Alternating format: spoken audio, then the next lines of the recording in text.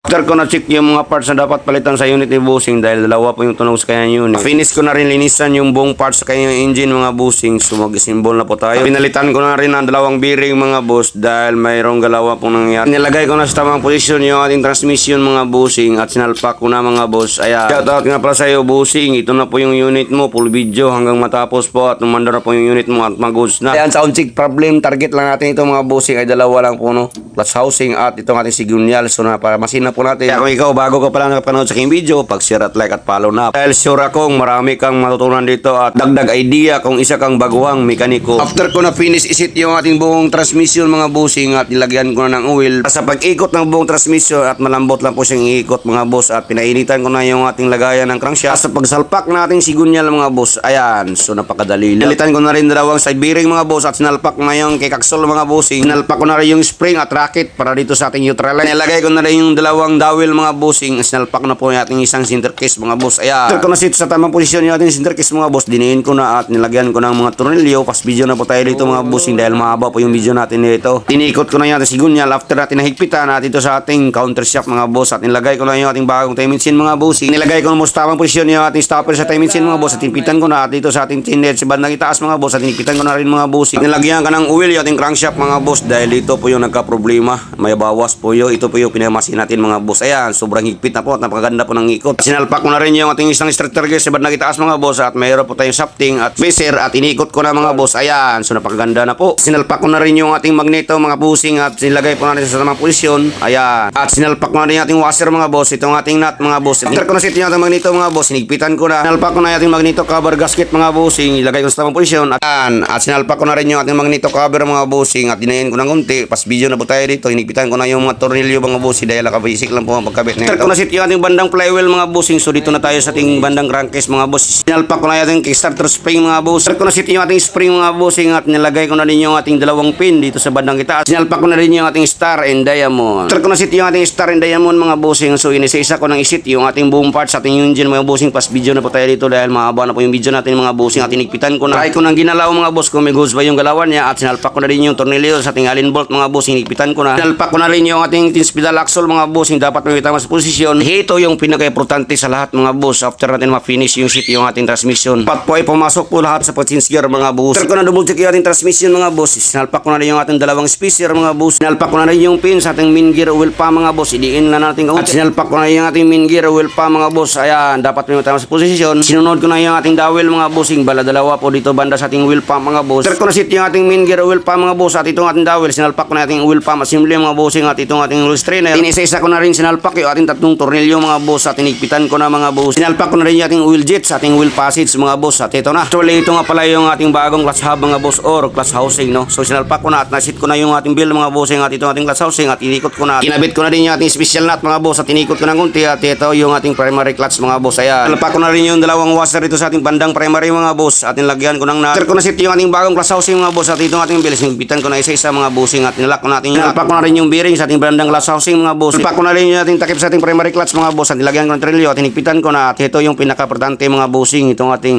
clutch lifter. Ayan, dapat po may tugma po yan. Ilagay sa tamang posisyon. After ko na finish lahat yung mga parts mga boss, nilagyan ko ng dowel, bali dalawa po yan mga boss at itong ating gasket mga boss. Bago natin salpak yung ating crankcase cover mga boss. Ayan, tapos lukpok ng unti. After ko na finish lahat, isit yung body parts sa unit ni bossing. So ito na po yung buong engine sa unit ni bossing. Ayan, hindi ko na pinakita yung pagsalpak sa ating cylinder at itong block mga boss dahil binalik ko lang at wala po ito yung pinalitan. Ito nga pala yung body natin mga bossing. Ayan, Kabahal, kagising pa lang yan mga boss. Dahil nandito na po si Kabahal, sunod po natin tulong niya dahil napakabigat pong iangat pong engine na to dahil mabigat po to mga boss. Sinalpak ko na yung engine support mga bossing. Pas video na po tayo dito. Ayan. After ko na sit lahat yung mga parts mga boss. So ito na po yung ating engine mga bossing or unit no. Ayan. So nakabitan na po natin ng cover at try na natin yun mga boss kung ano nang pinakaiba kanina. Start muna natin mga bossing. Ayan. So pakinggan muna natin yung tunog mga boss at try natin binilit ng kunti. Ayun no. So napakalamig na po. So ilapit natin kamera sa ating engine mga boss. Ayan.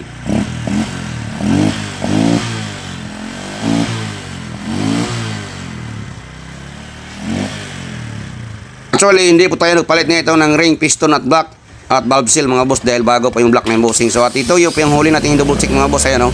Itong ating wheel passage, try natin binirit. Ayan, napalakas po ng mga busing. Ito yung pinaka-importante. Kaya hindi magubirit yung ating mga unit kahit malayo po yung ating biyahe mga boss. Ayan, so goods na mga boss. Out nga pala sa may owner na ito. Ito na po yung full video sa pag-symbol sa unit mo bossing. Alinaw po na 3 parts lang po yung pinalitan natin ito mga boss. Ayan, so try natin binirit ng konti.